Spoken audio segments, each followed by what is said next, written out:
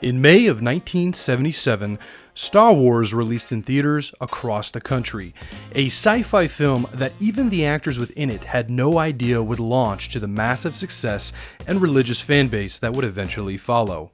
Welcome to Mighty Entertainment, and may the 4th be with you. Today we will be looking at all the live-action films still considered canon from worst to first. These reviews were taken from multiple databases and review sites and averaged out to a final score.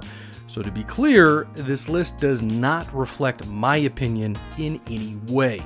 There are currently 11 live-action canon films, with more to follow in the near future. So let's start with the bottom, which is The Phantom Menace. On May 19th, 1999, after a 16-year absence, Star Wars returned to theaters with a new prequel trilogy, something that had been teased with the special editions of the original trilogy briefly hitting theaters in 1997. And while Phantom Menace was a decent story in itself, the introduction of midichlorians confused or deterred a lot of the original fans. Jar Jar Binks didn't help soften the blow and alienated a few more. Yet, The Phantom Menace introduced Star Wars to a new generation, and it wasn't all that bad. It had a 57% average score. Number 10 is Attack of the Clones, the second installment in the prequel trilogy. Attack of the Clones doesn't fall short as the story is worthy of a Star Wars title, rather it falls short because of some of the acting. One of the biggest complaints of this film was the acting and how lackluster it was when you compared it to the other films. Yet it still managed to receive a 60% score. Number 9 is the newest addition to the franchise, Rise of Skywalker. When The Last Jedi released, it divided the Star Wars fanbase straight down the middle. All those who praised The Last Jedi tended to hate Rise of Skywalker as it ignored a lot of what happened in the previous film. And all the people who hated The Last Jedi tended to love Rise of Skywalker. Well, because it ignored a lot of what happened in the previous film. Rise of Skywalker received an average score of 64%, which is the biggest drop from the previous film in review-wise since Return of the Jedi. I guess you can't impress everyone with a solid conclusion. Number 8 came the film we all didn't know we wanted, Solo, a Star Wars story. Solo can arguably be considered the best Star Wars film for acting ability. Unfortunately for Solo, once you get past Han's departure from his homeworld, it gives a simple story that attempts to distract you with a bunch of Easter eggs. Solo really only applied to the Star Wars fan and not so much the moviegoer, yet it still managed to receive a 68% score. Number 7 is Revenge of the Sith, the conclusion to the Star Wars prequel series. This one had me scratching my head a little, and I have to be honest here, I even think this film is way too low on this list. It scored a 72% average review. The film was a satisfying conclusion to the prequel series.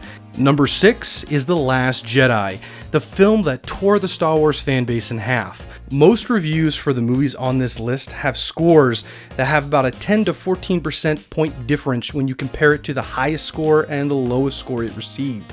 The Last Jedi has the biggest gap, with its highest score being 91% and its lowest being 43%.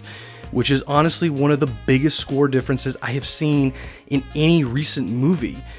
Last Jedi also received 72% and barely beat out Revenge of the Sith. I honestly had to recount the scores for these two movies multiple times to be completely sure, but Last Jedi beats Revenge of the Sith by a small set of decimal points. Number 5 is Rogue One, Star Wars' first live-action film that was not a part of the Skywalker saga. The film received an average score of 78%, and the last 15 minutes of this film is some of the best modern Star Wars you will see. Number 4 is my personal favorite, Return of the Jedi. Similar to The Last Jedi, Return of the Jedi had scores ranging from 94% to 58%. This may be due to the Ewoks. While the Ewoks have made themselves in Star Wars pop culture, you either love them or hated them, with nothing in between. Yet this film was still able to receive a 79% average score. Now on to the top 3, starting with The Force Awakens, the start to the sequel trilogy. There is a lot of hate for this film as it gets a quote-unquote redress remake of the original Star Wars. But someone who was able to experience the release of The Phantom Menace in theaters, I can honestly say I feel like Phantom Menace got way more hate than The Force Awakens. And a lot of people forget Return of the Jedi wasn't considered a proper conclusion to the original trilogy during its initial release. But with multiple social media platforms to spread the hate, it's amazing to know this film walked away with an 84% average score. Number 2 belongs to The Empire Strikes Back, the original sequel to the original masterpiece, where one of the most repetitive lines was first spoken. I am your father. Empire Strikes Back received an astounding 90% average score, which of course means the number 1 film is the original Star Wars, which started it all and brought countless stories to follow after its release. There are people out there that consider A New Hope to be the one and only standalone Star Wars film. This masterpiece of cinema takes a 91% average score. As I said before, this is not my personal opinion, otherwise this list would be completely different. But what is your favorite Star Wars film? Did anything surprise you on this list that was either too high or too low? I'd love to know. So please leave a comment down below, and thanks for watching this episode of Mighty Entertainment.